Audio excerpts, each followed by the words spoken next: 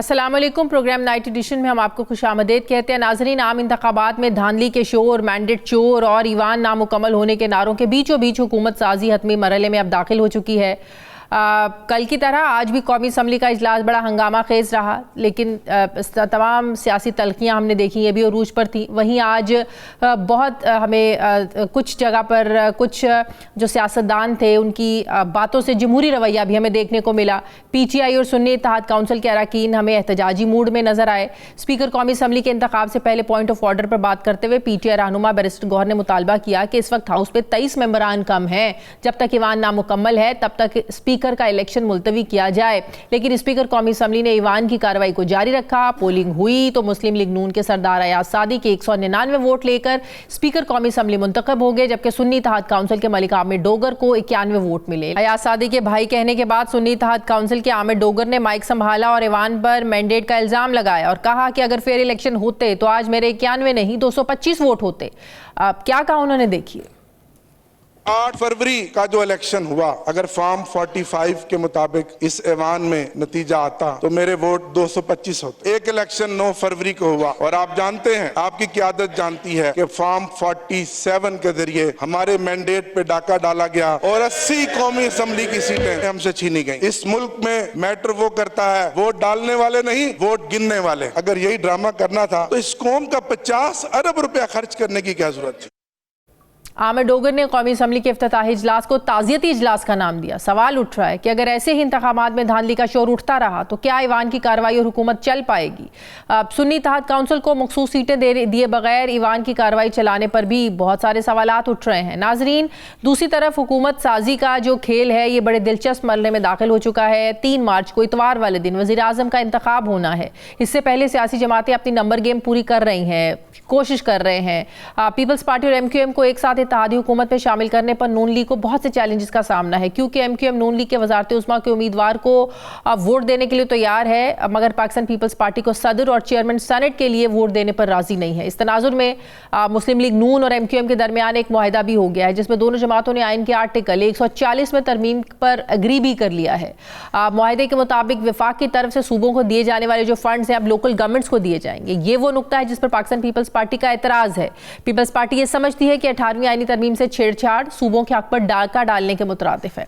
अब सवाल यह है कि MQM और पीपल्स पार्टी को हुकूमत में इकट्ठे लेकर चलना ये नून लीग के लिए कितना बड़ा चैलेंज होगा, नून लीग का कितना मुश्किल होगा नून लीग के लिए। सवाल उठ रहा है कि इत्तेहादी हुकूमत बन तो जाएगी, लेकिन चल भी पाएगी क्या, क्योंकि एक तरफ पीपल्स पार्टी वफाकी काबीना का हिस्सा नहीं बन रही, दूसरी तरफ नून लीग के साबका इत्तेहादी मौलाना साहब ने अपोजिशन में बैठने का ऐलान किया है। ये तासुर बड़ा मजबूत है कि मुश्किल वक्त आने पर पीपल्स पार्टी एक बार फिर नून लीग के साथ हाथ भी कर सकती है। सवाल यह है कि सूरत हाल से निपटने के लिए मुस्लिम लीग नून की क्या स्ट्रैटेजी होगी। मुझे ज्वाइन कर रहे हैं मुस्लिम लीग नून के सीनियर रहनुमा खुर्रम दस्तगीर साहब। अस्सलाम वालेकुम, बहुत बहुत शुक्रिया खुर्रम दस्तगीर साहब आपका। खुर्रम दस्तगीर साहब, बिलाखिर मैंडेट चोर, घड़ी चोर, इन नारों की गूंज में, इन नारों के शोर के साथ कल अरकान असम्बली ने हलफ भी उठा लिया। आज स्पीकर डिप्टी स्पीकर का इंतखाब भी हो गया। जो मनाजिर हमने कल देखे असम्बली में, जो हमने मनाजिर आज देखे, हुल्लड़बाजी, शोर शराबा, क्या मामलात ईवान कैसे चल पाएंगे खुर्रम साहब? जी, अल्लाह का करम है, ये बाजू हमारे आजमाए हुए हैं। इसी फाशिस्ट जत्थे के सामने जब ये इस्लामाबाद में धरना लेकर आए थे तो हमने इनका मुकाबला किया था। फिर ये 2016 में दोबारा हमलावर हुए थे, हमने इनका मुकाबला किया था। तो अगर तो ये पार्लियामान के अंदर रहकर एहतजाज करते हैं तो इंशाअल्लाह जो शहबाज शरीफ साहब की क़यादत में हुकूमत बनने जा रही है वो अपना काम यकसुई से करेगी। ये शोर डालते रहें। ये कौन सा मैंडेट है जिसमें अगर आप वोटों की मजमूई तादाद पर गौर करें तो ये आज़ाद उम्मीदवारों की हमायत में अब सुन्नी इत्तेहाद काउंसिल है, इसको 2018 के मुकाबले में 8 लाख वोट कम पड़े हैं, जबकि मुस्लिम लीग नून को 5 लाख वोट ज्यादा पाकिस्तान के अवाम ने दिए हैं। तो लिहाजा अब ये बात वाजे है कि ठीक है, एक 30% अवाम ने एक जत्थे की हमायत का ऐलान किया है, लेकिन 70% वोटरों ने किसी और जमात के हक में अपना वोट डाला है, और यही वो 70% के नुमाइंदा लोग हैं जो हुकूमत बनाने जा रहे हैं। लिहाजा इनके पास मुकम्मल मैंडेट पाकिस्तान के अवाम का मौजूद है, और असल टेस्ट जो है वो हाउस में होने वाला एहतजाज नहीं है। असल टेस्ट जो आने वाले साल में होगा कि बात यह है खुर्रम दस्तगीर साहब, आपकी पार्टी के तो अपने लोग ये कहने पर मजबूर हैं कि इस बार इलेक्शन में पिक एंड चूज किया गया है। जावेद लतीफ साहब कहते हैं कि मेरे हल्के में इनकलाब आ जाता है, साथ वाले हल्के में इनकलाब नहीं आता है। जिसको नवाज शरीफ साहब सपोर्ट करते हैं, जहाँ जिनके साथ सीट एडजस्टमेंट होती है उनको ज्यादा वोट पड़ जाते हैं, खुद उनको उतने वोट पड़ते नहीं है। इसको लेकर भी पार्टी में जाहिर आवाजें उठ रही हैं, इख्तलाफ भी है। मतलब यह है कि पिक एंड चूज तो हुआ है, कुछ लोगों को वो कहते हैं हराया गया, कुछ को जितवाया गया है। आपका अपने बारे में क्या ख्याल है कि आपके साथ भी यही पिक एंड चूज वाला मामला हुआ है खुर्रम साहब? जी, मेरी राय भी बहुत ज्यादा मुख्तलिफ नहीं है अपने भाई से, लेकिन अब जबकि हुकूमत साजी होने जा रही है, जो इलेक्शन के मामलात हैं वो अब हमें पीछे रख कर इस गवर्नेंस पर तवज्जो देनी है। जो इलेक्शन के इश्यूज हैं वो इंशाल्लाह हम अदालतों के सामने लेकर जाएंगे। हमारे पास सबूत और शवाहिद मौजूद हैं। ये सारा केस जो है अदालतों में लड़ेंगे, लेकिन इस वक्त तो कोई पार्लियामान में है या नहीं है, मुस्लिम लीग नून के हर कारकुन की कोशिश है और काविश है कि ये पंजाब में बनने वाली हुकूमत और वफाक में बनने वाली हुकूमत हर लिहाज से। लेकिन क्या आप ये समझते हैं कि मुस्लिम लीग नून बशमूल आप, बशमूल जावेद लतीफ साहब कुर्बानी का बकरा बनाया गया है पिक एंड चूज के चक्कर में?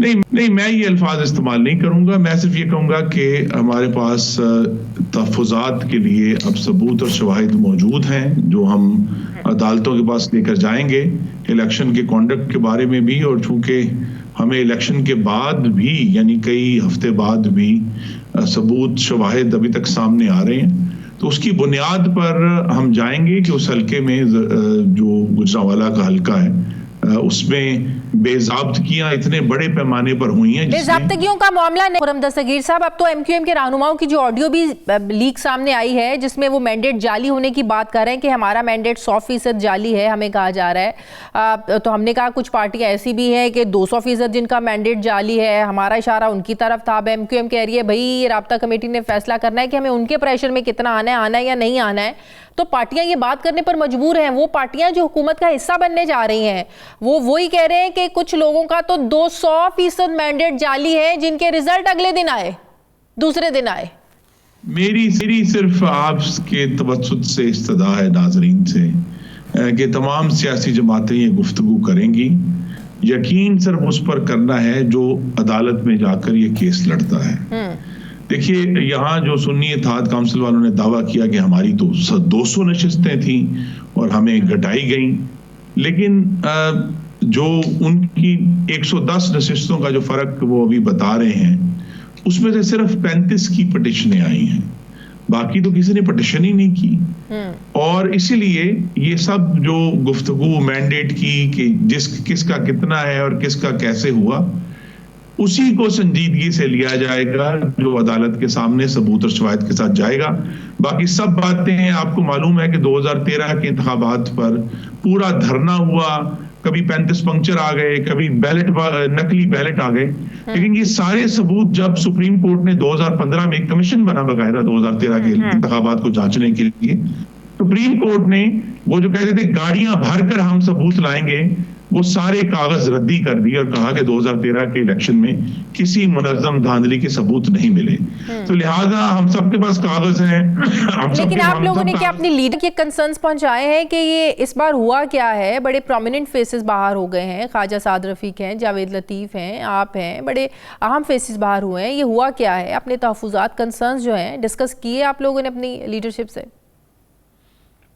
जी, हमने पहुंचाए हैं, लेकिन ये सब कियास आराई, इसलिए मैं फिर दोहराऊंगा कि हमें कियास आराइयों से आगे बढ़कर सबूत और शवाहिद पर आना है। सिर्फ ये कह देना कि जी फॉर्म 45, फॉर्म 45, फॉर्म 47 ये काफी नहीं है। ये एजिटेशन के लिए तो अच्छा लगता है, ये इंतशार और खलफशार फैलाने के लिए अच्छा लगता है, लेकिन अब जबकि हुकूमतें पंजाब की हुकूमत बन चुकी है, वफाक की अगले 2-3 दिन में बनने जा रही है, तो फोकस अब इंतखाबात की बजाय हुकूमत की कारकर्दगी और हुकूमत किस तरह पाकिस्तान की जमहूरियत और वफाक को खुर्रम साहब, हुकूमत की जो शक्ल है, जो स्ट्रक्चर है, हैयत है, वो जाहिर है पीडीएम की जो 16 महीनों की हुकूमत रही है उससे कोई मुख्तलिफ नहीं है। फ़र्क अगर कुछ है तो वो ये है कि कुछ पार्टीज़ जो हैं, पाकिस्तान पीपल्स पार्टी आप कह लें, वो जो है वो हुकूमत का हिस्सा बनने को तैयार नहीं है।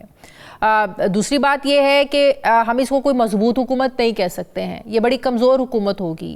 जब कानून साजी के मराहल आएंगे, जब आइनी तरमीम के मराहल आएंगे, तो जाहिर है आप समझते हैं कि हमें इस बार भी एक बार फिर मक़तदर हलकों की तरफ देखना होगा। जिस तरह माजी में इमरान खान ये बात कहते रहे हैं कि जब भी कोई ऐसे मराहल आते थे, जो इस्टेब्लिशमेंट थी वो इत्तेहादियों से बात करती थी, उनकी हमें मिन्नतें करनी पड़ती थी कि उनको मनाएं और लेकर आएँ। तो आप समझते हैं कि ऐसी कमज़ोर हुकूमत के होते हुए एक बार फिर से आइन साजी, कानून साजी के मराहल तय करने के लिए इस्टेब्लिशमेंट की तरफ देखना पड़ेगा?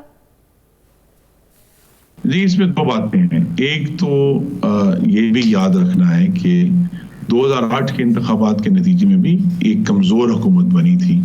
पाकिस्तान पीपल्स पार्टी की उस वक्त कुल 125 नशिस्तें थी, और लेकिन उसके बावजूद पाकिस्तान की तारीख की सबसे बड़ी कानून साजी जो आइन बनने के बाद जो 18वीं आइनी तरमीम है वो उसी पार्लियामेंट ने की। नेशनल फाइनेंस कमीशन उसी पार्लियामेंट के जरिए जो है वो मौसर हुआ। तो लिहाजा कमज़ोर मेजॉरिटीज़ जो हैं वो कोई रुकावट नहीं बनती अगर हुकूमत यकसू हो।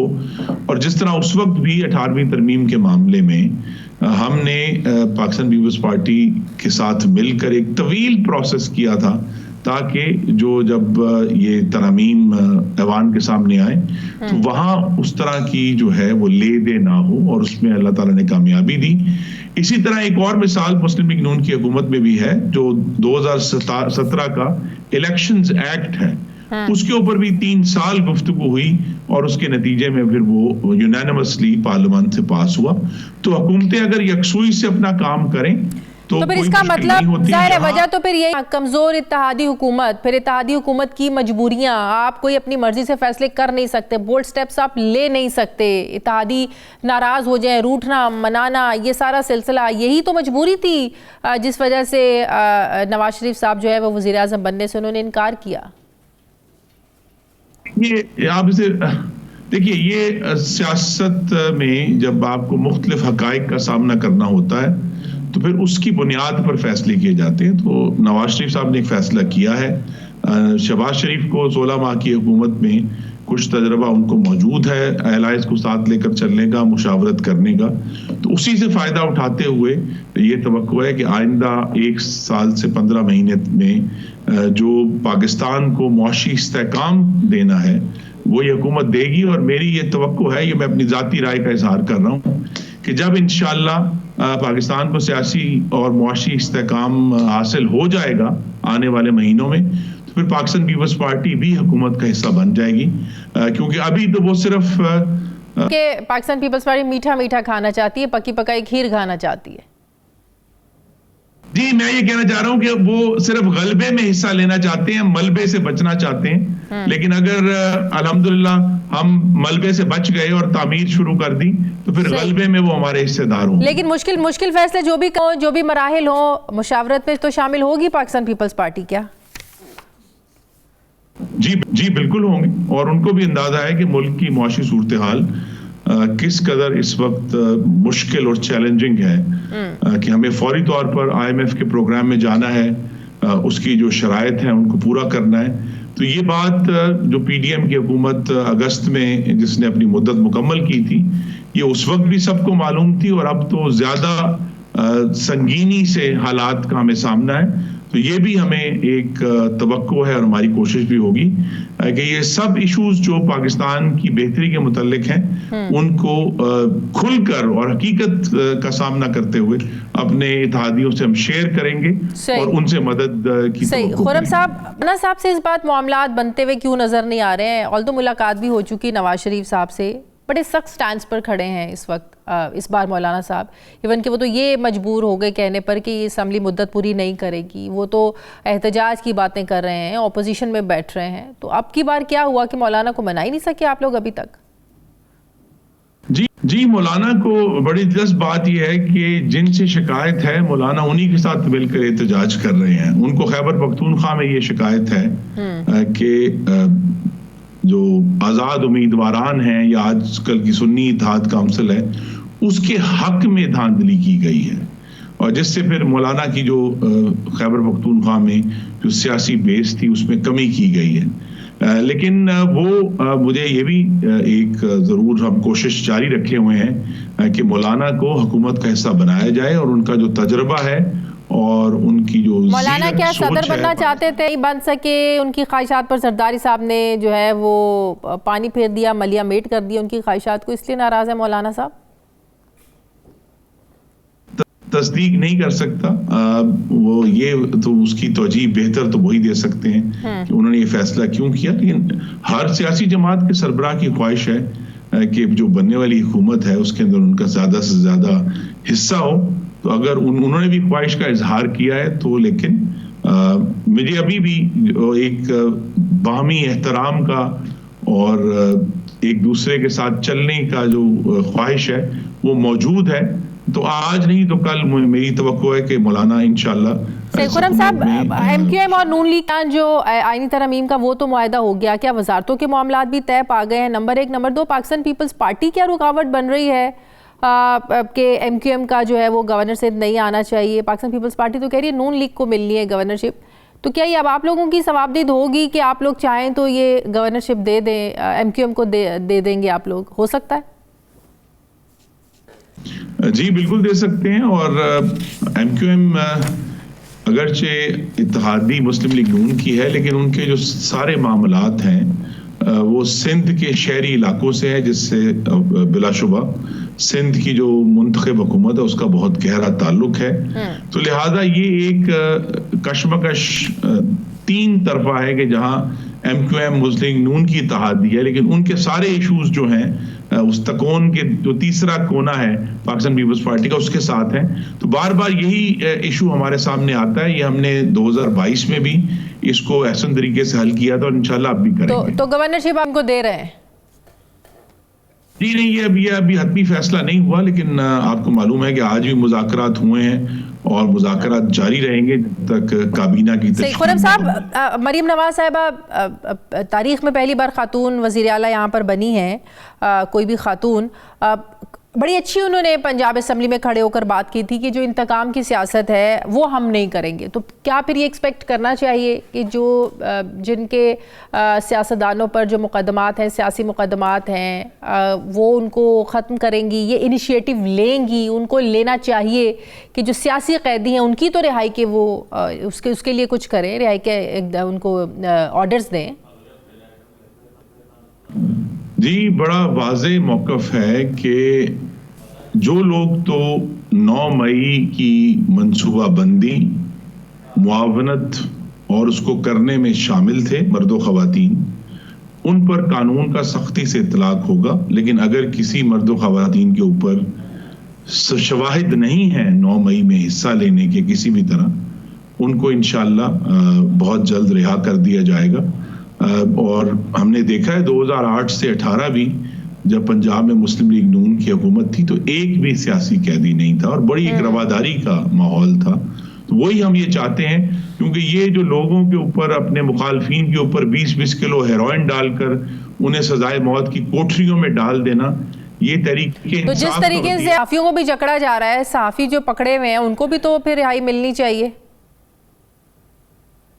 जी जरूर छोड़ना चाहिए, लेकिन यहाँ हमारे सामने चूंकि एक हालिया दिनों में बड़े हसास मामलात में प्रोपेगेंडा हुआ है, तो ये अब हम सब के लिए एक जिम्मेदारी का लम्हा है कि हम अगर तनकीद कर रहे हैं और एक दूसरे के खिलाफ एहतजाज भी कर रहे हैं, जमहूरी हक है, लेकिन जहां हसास दीनी मामलात आ जाएं उनको बाहर रखना चाहिए। तो यहाँ एक बड़ी मुश्किल लाइन है जिस पर हमें चलना है कि इज़हार राय की आज़ादी भी हो, लेकिन जिस तरह आइन के आर्टिकल, जो इज़हार राय का आर्टिकल है, उसके अंदर लिखा है कि आप दीन के मामले में और अफवाज पाकिस्तान के मामले में और जुडिशरी के मामले में उस तरह बात नहीं कर सकते। उसका जो है हमें बहरहाल वो जो हाशिया लगा हुआ है इज़हार राय की आज़ादी के ऊपर, बहुत शुक्रिया। मुस्लिम लीग नून सीनियर रहनुमा खुर्रम दस्तगीर साहब मेरे साथ है, बहुत शुक्रिया। मुझे ब्रेक लेनी है नाज़रीन, वापस आते हैं एक वक्फे के बाद।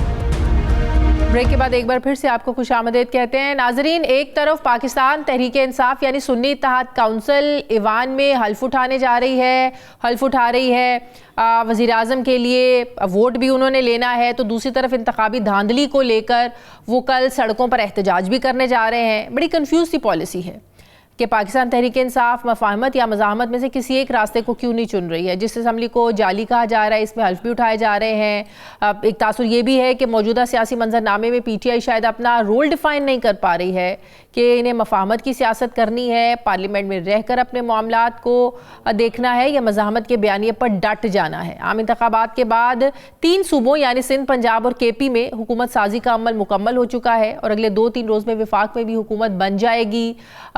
एक एतराज़ ये भी है कि पूरे पाकिस्तान में तहरीक इंसाफ के नाम पर आज़ाद उम्मीदवारों को सबसे ज़्यादा वोट तो मिले, सबसे ज़्यादा सीटें मिली, फिर भी अवामी मकबूलियत के बावजूद PTI इक़्तिदार हासिल नहीं कर पाई है। PTI के हिस्से में सिर्फ खैबर पख्तूनख्वा की हुकूमत आई है। अगर PTI चाहती तो वो पीपल्स पार्टी के साथ मिलकर वफाक में हुकूमत साजी कर सकती थी, लेकिन इमरान खान साहब ने इनकार कर दिया और सारा पीपल्स पार्टी ने बाद में अपना जो सारा सियासी वज़न था वो मुस्लिम लीग नून के पलड़े में डाल दिया। अब ये भी कहा जा रहा है कि पाकिस्तान में जो PDM 2 तर्ज की हुकूमत बनेगी, ये ज़ाहिर माजी से कोई मुख्तलिफ नहीं होगी। दूसरी तरफ PTI का दावा है कि इलेक्शन में धांधली नहीं धांधला हुआ है, हमारी 90 सीटें छीन कर बाकी सियासी जमातों को दी गई हैं। अब सवाल ये है कि इतने बड़े पैमाने पर धांधली हुई है, फिर भी PTI के हारने वाले लोग इंतखाबी उज़रदारियों में दिलचस्पी नहीं दिखा रहे हैं। दावा आप 90 सीटों पर धांधली का कर रहे हैं, लेकिन इलेक्शन कमीशन के पास जो दरखास्तें गई हैं वो सिर्फ 25 से 30 दरखास्तें गई हैं। अब ये क्यों, ऐसा क्यों है? सियासी माहिरीन का तो ये मानना है कि तमाम सूरत हाल सिर्फ इस वजह से है कि PTI की जो कोर कमेटी है ये एक पेज पर नहीं है, क़यादत का फुकदान है, जिसकी वजह से PTI के कई सियासी फैसले ताख़ीर का शिकार हो रहे हैं। जो भी जेल में इमरान खान से जो भी वकील इनकी पार्टी का मिलकर आता है, बाहर आकर हर एक का मौक़िफ़ मुख्तलिफ होता है। इमरान खान साहब ये कह रहे हैं, दूसरा आता है बाहर वो कहते हैं इमरान खान साहब ये कह रहे हैं, सबका अपना अपना मौक़िफ़ है। ऐसे में ज़ाहिर है PTI का जो सपोर्टर है, जो इंतज़ार कर रहा होता है कि इमरान खान का जेल से क्या मैसेज आएगा, वो भी कन्फ्यूज़ होकर रह जाता है। कि PTI पंजाब हो या वफाक एहतजाजी सियासत तो अब कर रही है, लेकिन सवाल यह है कि इनकी आइंदा की स्ट्रैटेजी जो है वो क्या होगी। इसी पर मैं बात करूंगी। मुझे ज्वाइन करें सेनेटर हमायूं महमूद साहब, तहरीक इंसाफ के रहनुमा है। अस्सलाम वालेकुम, बहुत बहुत शुक्रिया आपका सेनेटर हमायूं महमूद साहब आपका। हमायूं साहब, कल आप लोग सड़कों पर एहतजाज भी करने जा रहे हैं, क्या फ़ायदा अब इस एहतजाज का? ज़ाहिर है अब जो मामला है, फोरम तो है इलेक्शन कमीशन, जहां दरखास्तें भी आप लोगों ने दे दी हैं जिनको है कि उनके खिलाफ धांधली हुई है। मसला ये है कि 90 से 100 सीटों पर आप लोग कह रहे हैं धांधली हुई है, लेकिन इलेक्शन कमीशन के पास जो मामलात पहुंचे हैं वो सिर्फ 25 से 30 पहुंचे हैं। तो समझ में नहीं आ रही है कि पार्लियामेंट में रहकर मामलात को आपने निपटाना है, कल सड़कों पर एहतजाज भी करने जा रहे हैं, क्यों? बिस्मिल्लाहिर्रहमानिर्रहीम। देखिए, ये थोड़ा सा ये है कि जितना हम लोगों ने कहा है, जिन लोगों ने अपने फॉर्म 45 के तहत कहा है, मेरे ख्याल में उन सबको इलेक्शन कमीशन में जरूर जाना चाहिए, या इलेक्शन कमीशन में जाना चाहिए या ट्रिब्यूनल में जाना चाहिए। अगर तो फॉर्म 49 आ गया है तो फिर ट्रिब्यूनल में जाने की जरूरत होगी, फिर इलेक्शन कमीशन में आप नहीं जा सकते, फिर डायरेक्ट ट्रिब्यूनल में। तो अब इलेक्शन कमीशन के पास कितने आए हैं, ट्रिब्यूनल में कितने गए हैं, आपने टोटल ये चेक करना होगा, ठीक है? उस बेसिस पे आपका ये डिवाइड होता है। तो अगर आप खाली इलेक्शन कमीशन के देख रहे हैं, हो सकते वो 25-30 हो। अगर आप ट्रिब्यूनल के देख रहे हैं तो हो सकता है 40-50 वहां पे भी हो। तो ओवरऑल जब देखेंगे तो आपको पता चल जाएगा ये कोई 80-90 के करीब है। तो ये मैं एक क्लैरिफिकेशन। नंबर 2, अगर हम लोग किसी बाउसूल लोगों के साथ डील कर रहे होते तो फिर हम एक स्ट्रेटेजी बनाते, लेकिन हमें कि हम बड़े बेउसूल लोगों के साथ हमारा वास्ता पड़ा हुआ है। ये वो बेउसूल लोग हैं कि जो आपके सामने कहते हैं कि अगर ये कर लो तो हम भी ये कर लेंगे, लेकिन उसके बाद ये पक्के वो मुनाफिकीन वाली बात है कि आपको एक तरफ हो रहे हो, तुम कदम बढ़ाओ हम तुम्हारे साथ है, अगला बंदा आगे जाता है तो पीछे से बंदे ही गायब होते हैं। ये उस किस्म के लोग हैं। तो जब वो कहते हैं ना वंस बिटन ट्वाइस शाय, तो अब हमने इनको थोड़ा सा समझ लिया है। अब हम इनको क्या करेंगे, इनको हम 3 prong अटैक करेंगे।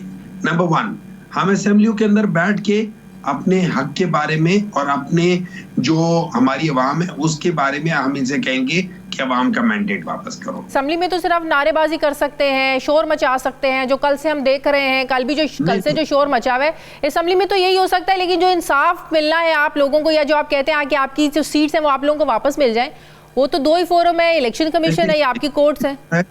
देखिए आप बिल्कुल सही कह रही हैं।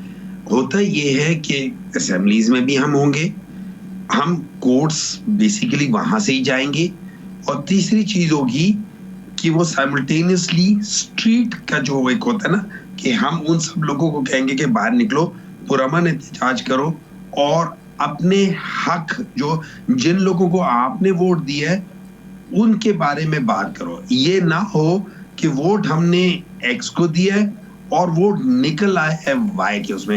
ये एब्राकडाब्रा वाला जो बात है ना कि डब्बे एक में जाता है वोट, निकल दूसरे डब्बे से आता है, ये काम नहीं होना। तो आपके कल के एहतजाज में मौलाना साहब कोई शामिल होने जा रहे हैं? क्योंकि एक तरफ हम देख रहे हैं नवाज शरीफ साहब से उनकी मुलाकातें भी हो रही हैं, वहाँ भी लग रहा है कि कुछ मामलात में नरमी हमें नज़र आ रही है। दूसरी तरफ वो एक तरफ कह रहे हैं हम अपोजिशन में बैठेंगे, वो एहतजाज भी करना चाह रहे हैं, धांधली की आवाज़ भी उठा रहे हैं, मैंडेट चोरी के नारे भी लगा रहे हैं।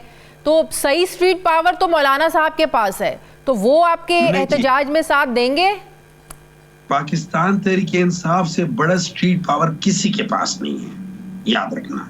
पाकिस्तान तहरीके इंसाफ के पास पूरे पाकिस्तान में स्ट्रीट पावर है, हर जगह पे है। अब मैं आपको एक और बात बताता हूँ, हमने मौलाना साहब से किसी चीज के लिए वो इत्तेहाद नहीं किया, हम एक पॉइंट एजेंडा है। हालांकि मौलाना साहब का पाकिस्तान तहरीके इंसाफ से गिला है, लेकिन हम कहते हैं ये बेसिक फंडामेंटल इशू है पाकिस्तान की पॉलिटिकल हिस्ट्री का, वो है फ्री फेयर एंड ट्रांसपेरेंट। ठीक है, अब एक और चीज बताएं, जो कल से हम असेंबली में माहौल देख रहे हैं, असेंबली चलने देनी है, नहीं चलने देनी है, कोई मुफाहमत से बात करनी है, बस ऐसे ही हुल्लड़बाजी, यही हम लोग देखते रहेंगे असेंबली में? क्या आप लोगों की स्ट्रैटेजी क्या है, पॉलिसी क्या है? कोई चलने देनी है असेंबली के नहीं? देखिए इस तरह है, अगर तो कोई ऐसी बातें होती हैं जो इस मुल्क के मफाद की होती हैं, ठीक है, तो फिर obviously we will support that thing, ये हमारा हमेशा से था।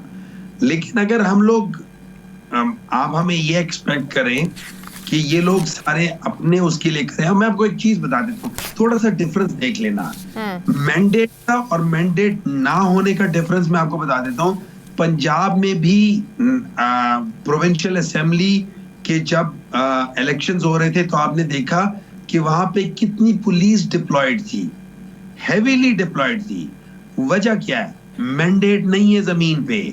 केपी में भी आपने देखा है कि असेंबली के जब हो रहे थे वहां पे हजारों लोग थे, पुलिस नहीं थी। क्यों? मैंडेट नीचे है, ग्राउंड पर है।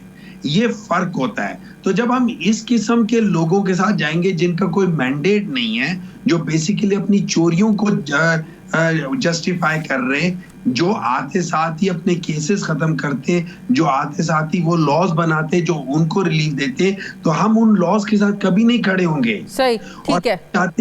हम चाहते हैं असल चीज है, पाकिस्तान तब तरक्की करेगा जब बेसिक जो बीमारी है, जो सिम्टम्स नहीं, जो बीमारी है उसको ट्रीट ना कर ले। ठीक है, बहुत शुक्रिया सेनेटर हुमायूं अहमद साहब मेरे साथ थे, बहुत शुक्रिया आपका। मुझे ब्रेक लेनी है नाज़रीन, वापस आते हैं एक छोटे से वक्फे के बाद।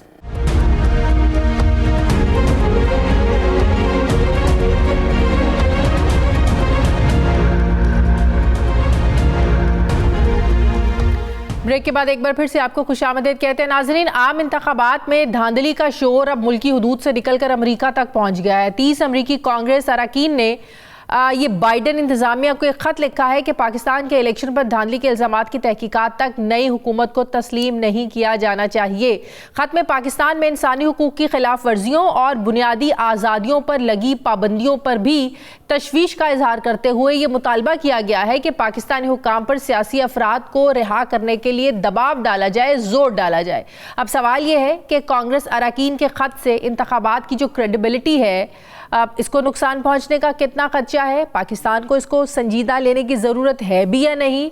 इलेक्शन तो पाकिस्तान का क्योंकि अंदरूनी मामला है, क्या अमेरिका इस हवाले से कुछ कर सकता है या करना चाहिए?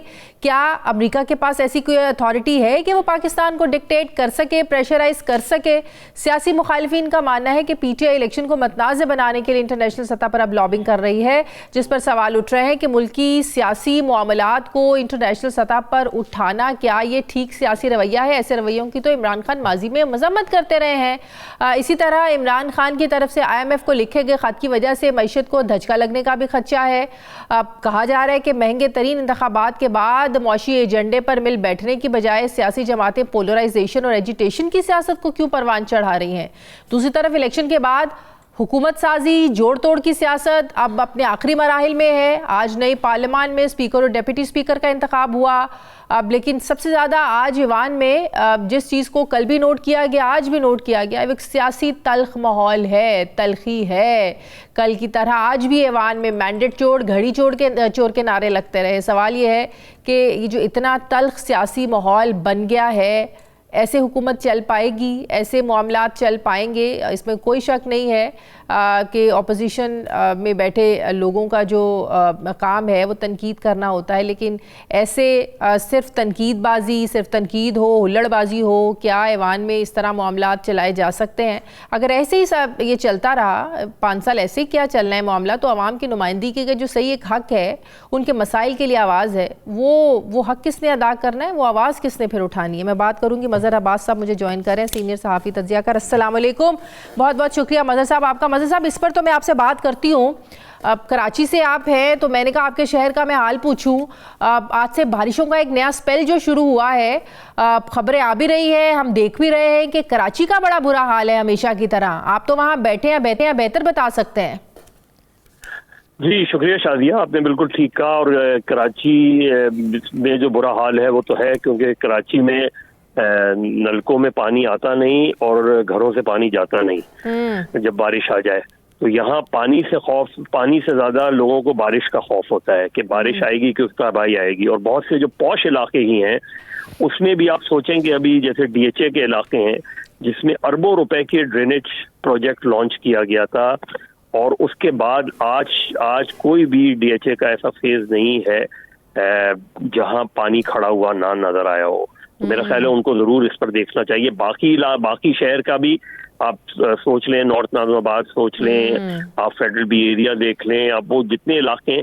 अच्छा, कराची की जो तबाही है वो तो है ही, लेकिन जो तबाही बलूचिस्तान में आई है, जो तबाही गवादर में आई है, आज तो सरफराज बुख्ती साहब को जो है फौरन फ्लाई करके पहुंचना चाहिए था उधर।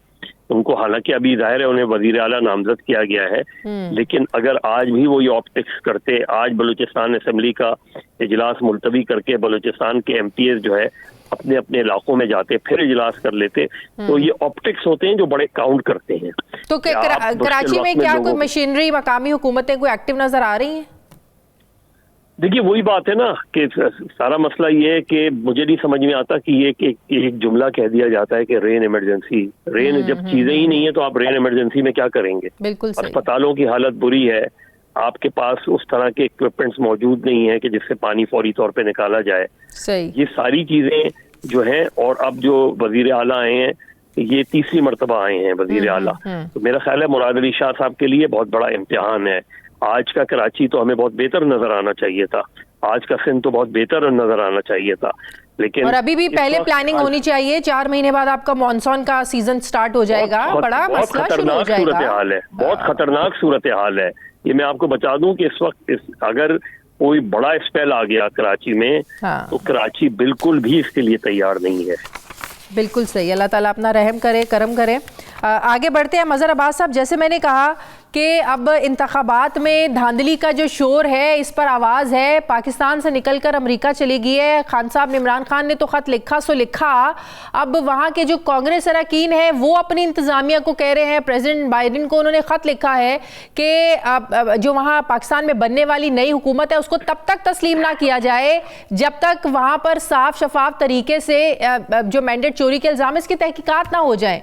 क्या ये इतना राइट है अमेरिका को, हमें राइट देना चाहिए? तो पाकिस्तान का इंटरनल मामला है।